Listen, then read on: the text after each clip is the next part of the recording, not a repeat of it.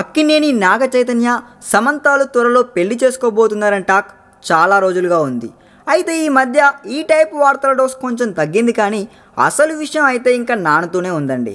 ఇప్పుడు సడన్గా మళ్ళీ వీళ్ళిద్దరు అఫైర్తో పాటు మధ్యలోకి నాగార్జున పేరు కూడా వచ్చి చేరిందండోయ్. చైతు శ్యామ్ల పెళ్లికి నా గ్రీన్ సిగ్నల్ ఇచ్చేసుంటారన్నది ఇండస్ట్రీ టాక్ అండి. కన్ఫర్మేషన్ అయితే లేదు, కానీ ఇప్పుడు సంఘటన ఈ వాదనకు బలాన్ని ఇచ్చిందని చెప్పాలి. క్రికెట్ లెజెండ్ సచిన్ టెండూల్కర్ నిన్న హైదరాబాద్కు వచ్చాడు. ఒలింపిక్ మెడల్ విన్నర్స్కు BMW కార్లు ప్రజెంట్ చేయడంతో పాటు ప్రొడ్యూసర్ నిమ్మగడ్డ ప్రసాద్ కూతురు స్వాతి పెళ్లి ఫంక్షన్కి కూడా సచిన్ హాజరయ్యాడు. అయితే ఈ ఫంక్షన్లో సచిన్ అండ్ నాగార్జునలు మాట్లాడుకోవడం సంతరించుకుందండోయ్. మాటల్లో భాగంగా తన కొడుకు నాగ చైతన్యను సచిన్కు ఇంట్రడ్యూస్ చేశాడు నాగార్జున. ఆ తర్వాత సమంతను కూడా టెండూల్కర్కు ఇంట్రడ్యూస్ చేశాడండోయ్.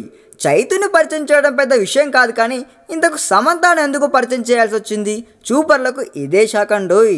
అక్కడ అదే పార్టీలో ఉన్న మీడియా వారు నాగ్ ఏమని సమంతను పరిచయం చేస్తుంటాడు అంటూ ఆలోచించడం ప్రారంభించారండి.